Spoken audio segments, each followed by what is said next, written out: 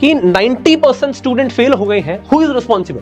क्या आईसीआई जिम्मेदार है, आईसीआई ने रिजल्ट खराब निकाला है, या फिर हमारे टीचर जिम्मेदार हैं, हमारी फैकल्टीज जिम्मेदार है, उन्होंने हमें सही से नहीं पढ़ाया, या फिर हम खुद जिम्मेदार हैं कि हमने पढ़ाई नहीं करी? कौन जिम्मेदार है सर? तो बेटा अगर 90% स्टूडेंट फेल है, कोई तो जिम्मेदार होगा।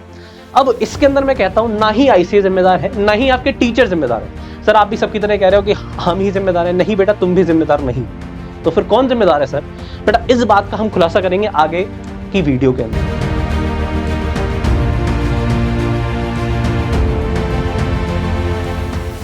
बट उससे पहले जरा समझते हैं कि हमने क्या गलतियां करी हैं, किसको कैसे ठीक होगा, और कैसे हम अपने नेक्स्ट अटेम्प्ट को सही कर सकते हैं और जो कल्प्रिट है उसको सजा दे सकते हैं। क्योंकि नेक्स्ट अटेम्प्ट के अंदर मेरे पास ज्यादा समय नहीं है, सिर्फ और सिर्फ मात्र 60 डेज से भी कम का समय होगा, जिसके अंदर मेरे को कल्प्रिट को भी पहचानना है, उसको पकड़ के ठीक भी करना है और अपने अटेम्प्ट की तैयारी करनी है, ताकि वो जनवरी 24 का अटेम्प्ट में निकाल पाऊं। तो अगर हम पासिंग परसेंटेज की बात करें तो ग्रुप 1 का पासिंग परसेंटेज है 9.43%, ग्रुप 2 का पासिंग परसेंटेज है 27.14% और बोथ ग्रुप का पासिंग परसेंटेज है 10.06%। यानी कि ग्रुप 1 और बोथ ग्रुप का जो पासिंग परसेंटेज है, कह सकते हैं सिंगल डिजिट में रिजल्ट है। 10% का रिजल्ट कम ही माना जाता है अगर हम बात करें तो। 15-20% का हम एक्सपेक्ट करते हैं, बट 10% का रिजल्ट बहुत ही सरप्राइजिंग रिजल्ट रहा सबके लिए, चाहे वो टीचर्स हो, चाहे वो आप हो या मैं हूं। तो अब ग्रुप 2 का तो रिजल्ट सर बट डिफरेंट है बेटा, ग्रुप 2 का रिजल्ट डिफरेंट है, और यहां पर हम कह सकते हैं कि आईसीआई की शायद मंशा है ज्यादा से ज्यादा बच्चों को आगे के लिए अटेम्प्ट में पास कर देना, बट 10% का रिजल्ट बिल्कुल भी अच्छा रिजल्ट नहीं माना जाता है। तो सर रिस्पॉन्सिबल कौन है इसके अंदर? तो आईसीआई जिम्मेदार दिख रहा है। बेटा आईसीआई को जिम्मेदार ठहराने से पहले जरा आते हैं कुछ मिस्टेक्स पे और पता करते हैं मिस्टेक्स किसकी थी।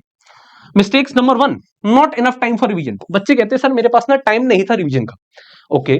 सेकंड, टेस्ट पेपर चेक नहीं हुए, या फिर not have a question bank for practice. तो मेरे प्यारे बच्चों जरा समझना, क्या आपके पास क्वेश्चन बैंक नहीं था क्या प्रैक्टिस के लिए? भाई साहब आईसीआई मॉड्यूल आपके पास है क्या? हाँ सर है। आरटीपीज आपको पता है? डेफिनेटली पता है। एमटीपीज पता है सर? डेफिनेटली पता है। और प्रीवियस ईयर क्वेश्चन भी पता है। ये सब कुछ क्या ऑनलाइन अवेलेबल है, ऑफलाइन अवेलेबल है? यस सर अवेलेबल है। तो क्वेश्चन बैंक तो था, तो इसके अंदर गलती किसकी हुई? गलती हुई आपकी। क्या आपको लगता है कि आपने कॉन्सेप्ट समझ लिया, टीचर ने पढ़ा दिया और आपका हो गया? बेटा सिर्फ कॉन्सेप्ट समझने से बात नहीं चलती है, आपको क्वेश्चन प्रैक्टिस करनी पड़ती है, और सिर्फ यही क्वेश्चन प्रैक्टिस करनी पड़ती है। या तो ये कर लीजिए, या फिर आपको पता है मार्केट में एक बेस्ट बुक आती है, परफेक्ट प्रैक्टिस बुक, जिसके अंदर ये सारे के सारे ICI module, RTP, MTP previous year question available होते हैं, और आपने सिर्फ ये कर लिया तो आपको उसके बाद आईसीआई मॉड्यूल भी उठाने की जरूरत नहीं है, क्योंकि इस बुक के अंदर ये सारे क्वेश्चन अवेलेबल है, बेस्ट मर्जिंग के साथ अवेलेबल है। ठीक है सर, बात समझ आएगी। क्वेश्चन बैंक की हमने प्रैक्टिस नहीं करी, शायद ये गलती हो सकती है।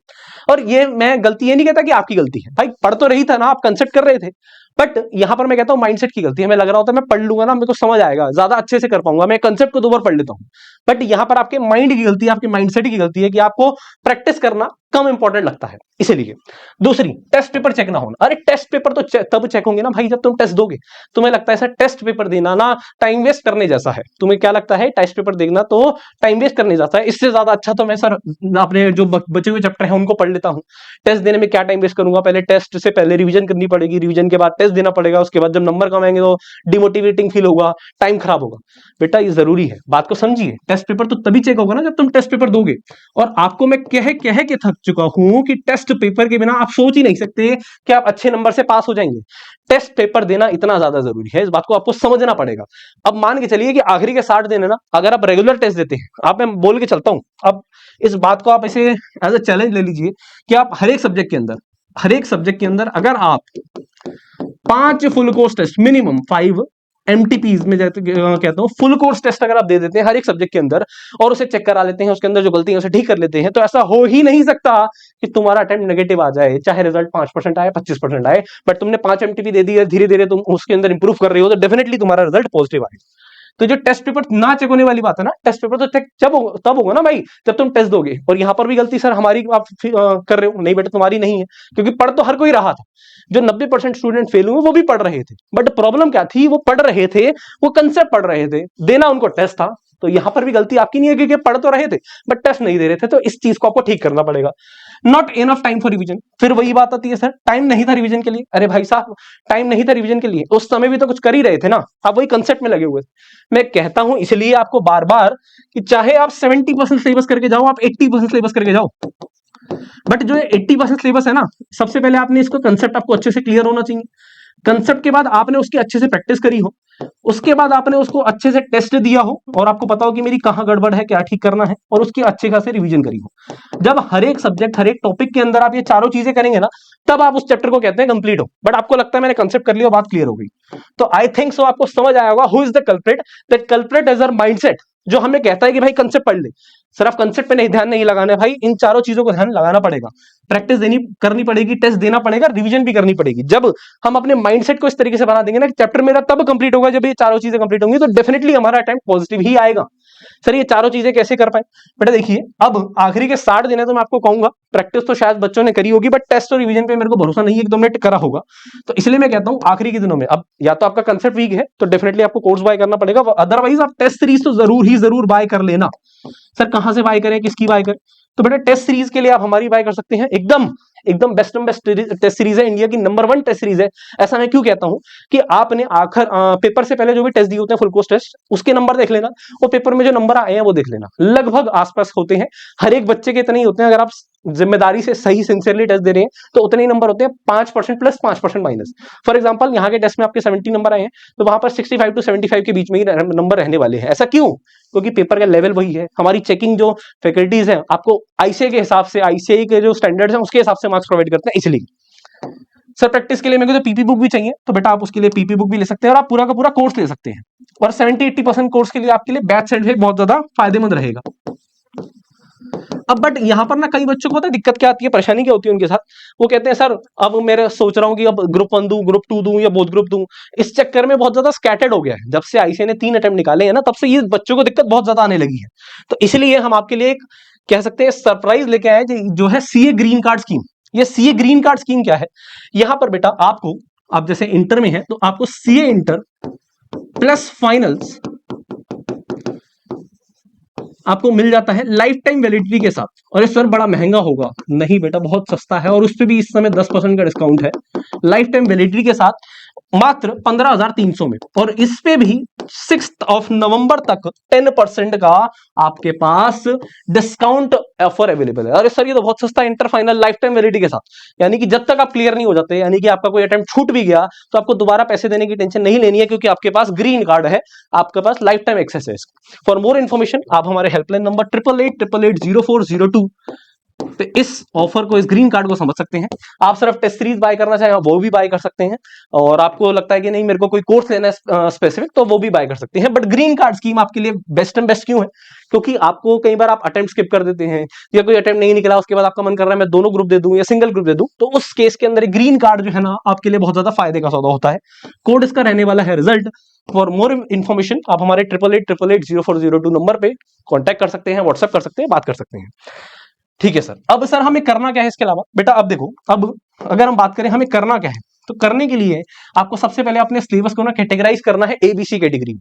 ए कैटेगरी में आप वो चैप्टर्स रखेंगे जिसकी आपके कंसेप्ट कर रखी है, आपको कंसेप्ट अंडरस्टैंडिंग है, प्रैक्टिस भी कर रखी है आपको कि हाँ प्रैक्टिस कर रखी है, टेस्ट भी दे रखा है, और रिवीजन भी कर रखी है। आपको पता है कि यार ये चैप्टर ना मेरा 100% कंफर्म है, इसको मैं सिर्फ एक बार रिवीजन करके ना सीधा सीधा मैं इसको आराम से देख सकता हूं, इसमें कोई दिक्कत नहीं है। तो ये वाले कैटेगरी के वाले चैप्टर्स होंगे A category chapters. B category वो है जिसके अंदर कंसेप्ट भी आता है, प्रैक्टिस भी आती है, बट आपको ना अभी डाउटफुल है कि यार इसको थोड़ी सी प्रैक्टिस की रिक्वायरमेंट है, इसको थोड़ा टेस्ट देने पड़ेंगे, ये होंगे बी कैटेगरी चैप्टर। और सी कैटेगरी जहां पर कंसेप्ट भी वीक है, सबसे पहले अब आपको क्या करना है, ए कैटेगरी वाले चैप्टर्स को उठाना है, सीधा सीधा रिवाइज करके सीधा टेस्ट दे देना है। फिर बी कैटेगरी वाले चैप्टर पे आना है, इसके अंदर पीपी के सारे क्वेश्चन प्रैक्टिस करने हैं, देन टेस्ट देना है, देन रिवीजन करनी है। और सिर्फ अभी मात्र 15 टू 20 डेज के अंदर आप देखेंगे ए और बी कैटेगरी आपका पूरा हो जाएगा, और ए और बी कैटेगरी के अंदर ही आपका 70 टू 80% सिलेबस आ रहा होगा। क्योंकि हर किसी बच्चे ने पढ़ा है, बट या तो जो पढ़ा हुआ है उसके अंदर प्रैक्टिस और टेस्ट की कमी है, या फिर सिर्फ और सिर्फ अब कुछ चैप्टर ऐसे होंगे जो आपके 100% कंफर्म है, तो आपको अभी सिर्फ वही करना है। और 70-80% सिलेबस हर बच्चे का यहाँ पर ही आ रहा होगा। सी कैटेगरी तो वाले चैप्टर जो आपने पढ़े ही नहीं है, कंसेप्ट भी वीक है, तो अभी सिर्फ शुरू के 20 से 25 दिन आपको सिर्फ ए और बी कैटेगरी पे ध्यान देना है। 80% सिलेबस पे फोकस करना है। इंपॉर्टेंट टॉपिक्स हम आपको बता चुके हैं कई बार, अदरवाइज आप हमारी वेबसाइट पे जाएंगे, वहां पर बैच 25 के अंदर जो टॉपिक्स कराए गए हैं आप उन पे ध्यान दीजिए, आपका काम बन जाएगा। इसके अलावा giving test is must, test देना बेटा बहुत ज्यादा जरूरी है। जैसे आपने एक लाइन सुनी होगी ना, an apple a day keeps doctor away, वैसे ही मैं एक लाइन कहता हूं आपके लिए, a test a day keeps the repeat attempt away. अगर आप अभी से आज से कल से 2 दिन आपको मेरे को लगता है शायद रीस्टार्ट करने में लगेंगे, बट 2 दिन के बाद आप उठाइए, रिवाइज करिए चैप्टर, टेस्ट दीजिए, फिर उठाइए टेस्ट अपना एक चैप्टर रिवाइज करिए, टेस्ट दीजिए। ऐसे करेंगे पेपर तक 50-55 आप टेस्ट दे चुके होंगे। और बिलीव मी, अगर आपने पेपर तक कर लिया ना, कि जब तक आपका जनवरी में अटेम्प्ट है तब तक आपने 50-55 टेस्ट दे दिए, ऐसा हो ही नहीं सकता कि आपका अटेम्प्ट लग जाए दोबारा। चाहे रिजल्ट का पासिंग परसेंटेज कुछ भी होगा, आपका रिजल्ट पॉजिटिव होगा। ये सीधी सीधी लाइन है, और ये अपना के देख लीजिए आप, इसे मानेंगे कि सर ये तो अमृत है, बिल्कुल ये रामबाण है। इसके अलावा रेगुलर आप 8 से 10 घंटे की स्टडी करनी पड़ेगी। एक दिन में 2 सब्जेक्ट से ज्यादा मत उठाइएगा। 2 subjects a day, it is more than enough, nothing more than that. तो बेसिकली बात सिर्फ इतनी सी है, बात ऐसी है, कंसेप्ट, प्रैक्टिस, टेस्ट, रिवीजन। और अगर आपको कंसेप्ट में दिक्कत है तो आप बैच 75 को फॉलो करिए, वहां पर हमने 50 to 60 आवर्स के अंदर 70 to 80% कोर्स कवर कराया है विद क्वेश्चन प्रैक्टिस। तो यहां से आपका टाइम बच जाएगा, आप कंसेप्ट भी कवर कर पाएंगे अगर कंसेप्ट में दिक्कत है। ज्यादातर बच्चों को इस समय टेस्ट देने की रिक्वायरमेंट होगी, तो उसके लिए मैंने आपको बता दिया, आप टेस्ट सीरीज भी बाय कर सकते हैं। और आपको लगता है कि सर मेरे को अटेम्प्ट लग जाते हैं, बट मेरे को ग्रुप 1 ग्रुप 2 में कंफ्यूजन है, मेरे को बार बार पैसे खर्च करने पड़ते हैं, तो आप ग्रीन कार्ड स्कीम भी अप्लाई कर सकते हैं, ले सकते हैं। ठीक है जी सर, कुछ इंपॉर्टेंट टॉपिक्स बता दीजिए। वैसे मैं कई बार बता चुका हूं, एडवांस अकाउंट्स के अंदर मॉड्यूल 3 प्लस कंसोलिडेशन। मैं ये नहीं कह रहा कि सिर्फ यही कर रहे हैं, ये कह रहा हूं फर्स्ट प्रायोरिटी होनी चाहिए गिविंग टॉपिक्स। लॉ के अंदर other law plus LLP, taxation के अंदर जीएसटी, कॉस्टिंग के अंदर standard, marginal, budgetary, ABC, cost sheet, material, labour, overhead, auditing में चैप्टर 1 2 6 11। ये बहुत आसान चैप्टर है और स्कोरिंग चैप्टर है। लगभग 30-35 मार्क्स का पेपर यहीं से आएगा, और 4 और 9 ये आपने 6 के 6 चैप्टर कर लिए तो आराम से 50 प्लस आप स्कोर कर पाएंगे। इसके अलावा एफएम एसएम में कई बच्चों का प्रैक्टिकल अच्छा होता है, तो वो एफएम करिएगा पहले, और जिनका थ्योरी अच्छा है वो एसएम करिएगा। ठीक है जी, उसके बाद अपना दूसरा टॉपिक, दूसरा सब्जेक्ट उठा सकते हैं।